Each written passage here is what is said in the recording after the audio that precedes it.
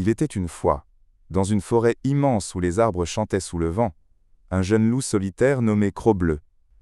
On l'appelait ainsi parce qu'une petite partie de sa canine droite brillait d'un bleu mystérieux, comme si la lune y avait laissé son éclat. Cro-Bleu n'avait pas de meute. Il marchait seul, voyageant de clairière en clairière, cherchant sa place dans le monde.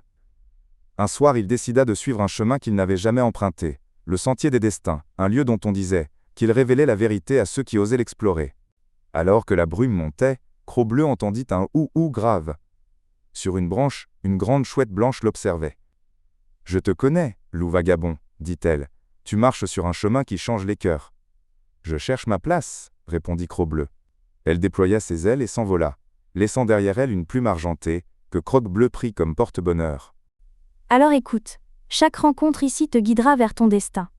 Plus loin, au bord d'un ruisseau, se tenait un immense cerf, élorant, dont les bois portaient 3 couleurs, vert, jaune et blanc. « Qui es-tu pour marcher dans mon domaine ? » ?»« Je suis Cro-Bleu. Je ne veux que comprendre la forêt. » Le cerf le testa. Il fit apparaître 3 illusions, une tempête, un épais brouillard, puis un soleil brûlant.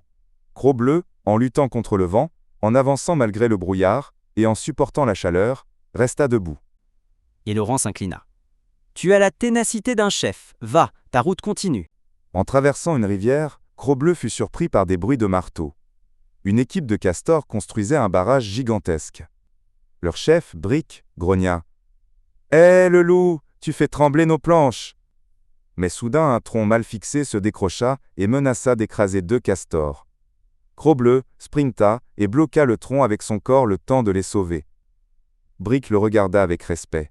« Nous ne faisons pas confiance au loup, mais toi tu mérites notre gratitude. » Ils lui offrirent une pierre polie en forme de lune, symbole d'équilibre et de construction. Sur un promontoire rocheux, Cro-Bleu rencontra un renard roux très malin, Firio, connu pour ses illusions. « Tu veux connaître ta destinée, loup bleu ? Alors affronte ton reflet. » Firio fit apparaître un double de Cro-Bleu, mais ce double avait un pelage sombre, des yeux rouges et une posture agressive. « Voilà ton côté sauvage, celui que tu refuses. Bats-toi ou comprends-le. » Cro-Bleu regarda le double, sentit sa colère, sa peur et s'assit.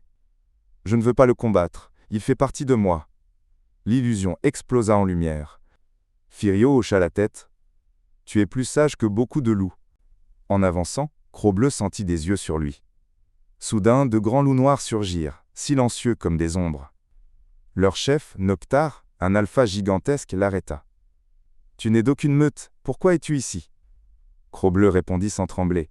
« Je cherche le cœur de la forêt pour devenir meilleur. » Les loups noirs le testèrent en l'encerclant, en grognant, en tentant de l'intimider. Mais Cro-Bleu resta calme, digne. Alors Noctar déclara « Tu n'as pas peur de nous, tu n'as pas peur de toi, tu es un vrai loup. » Et il lui donna un pendentif fait d'os sculptés, le symbole des loups libres. Le sentier des destins s'ouvrit enfin sur une clairière immense éclairée par une lumière bleue. Au centre se dressait l'arbre étoile, un être vivant millénaire. Une voix profonde résonna. « Cro-Bleu, tu as sauvé, aidé, compris et affronté ton propre cœur. Tu n'es plus un vagabond. La plume d'Aéria, la pierre des castors, le pendentif des loups noirs et la marque bleue de sa canine se mirent à briller.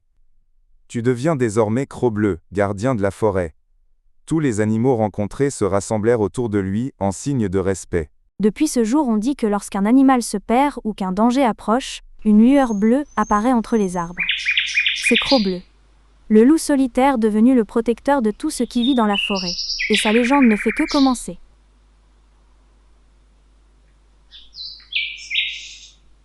Il était une fois, dans une grande forêt où les ombres couraient entre les arbres, un loup solitaire nommé Cro-Bleu, reconnaissable grâce à la lueur bleutée qui brillait sur sa canine droite. Un jour, il décida de partir plus loin que jamais, au-delà des montagnes, vers les terres sauvages, un endroit que peu d'animaux osaient traverser. C'est là que son voyage extraordinaire commença.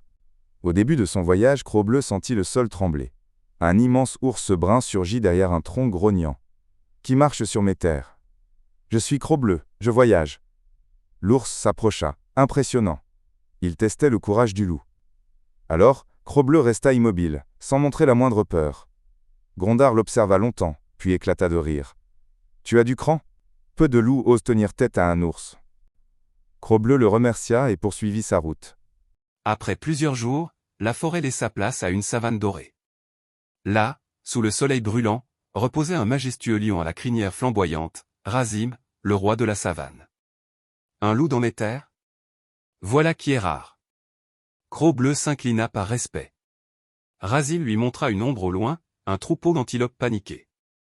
Un prédateur féroce les harcèle depuis des jours, mais je ne peux plus le suivre.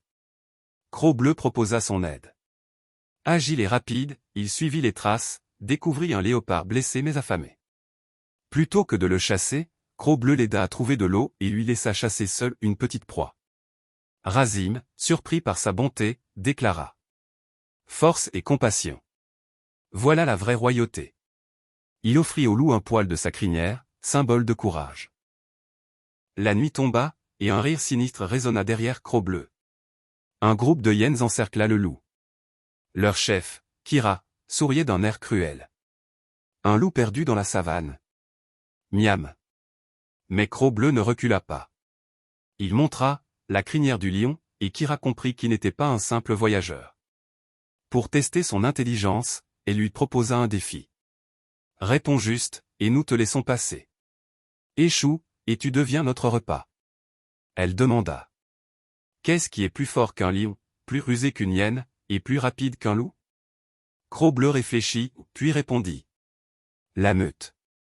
Car ensemble, aucun animal ne peut la vaincre. Les hyènes restèrent silencieuses. Kira finit par rire. Bien répondu, loup bleu. Passe, et méfie-toi des hommes. En suivant la lune, Cro-Bleu sentit une odeur étrange. La fumée. Il s'approcha avec prudence et vit un campement humain. Les hommes avaient capturé des animaux dans des cages, singes, antilopes, et même un jeune rhinocéros. Sans faire de bruit, Cro-Bleu s'approcha pour libérer le rhino. Mais un homme surgit avec un bâton de feu, une torche. Cro-Bleu recula. Heureusement, une ombre massive s'interposa, un éléphant gigantesque surgit de la nuit, renversant les cages d'un coup de trompe. Les hommes, effrayés, s'enfuirent dans le noir. L'éléphant s'approcha de Cro-Bleu. Je suis sagesse du vent. Merci d'avoir tenté de libérer le petit rhinocéros. Cro-Bleu baissa la tête. Je ne supporte pas de voir des êtres vivants enfermés. L'éléphant inclina sa trompe sur lui. Tu marches seul, mais ton cœur vaut toute une armée. Il offrit à Cro-Bleu une goutte de résine d'arbre géant, symbole des voyageurs des terres chaudes. Ayant traversé la forêt, la savane, la nuit des hyènes, le camp des hommes et la terre des éléphants, Cro-Bleu sentit qu'il avait changé. Il n'était plus seulement un vagabond. Il était protégé par la force de l'ours. Béni par le courage du lion. Respecté pour son intelligence par les hyènes. Reconnu par les hommes comme un animal brave. Honoré par la sagesse de l'éléphant. Quand il revint dans sa forêt natale, son aura avait grandi. Les animaux le regardaient avec admiration. Cro-Bleu comprit alors une grande vérité. La vraie force vient des rencontres qui changent notre cœur.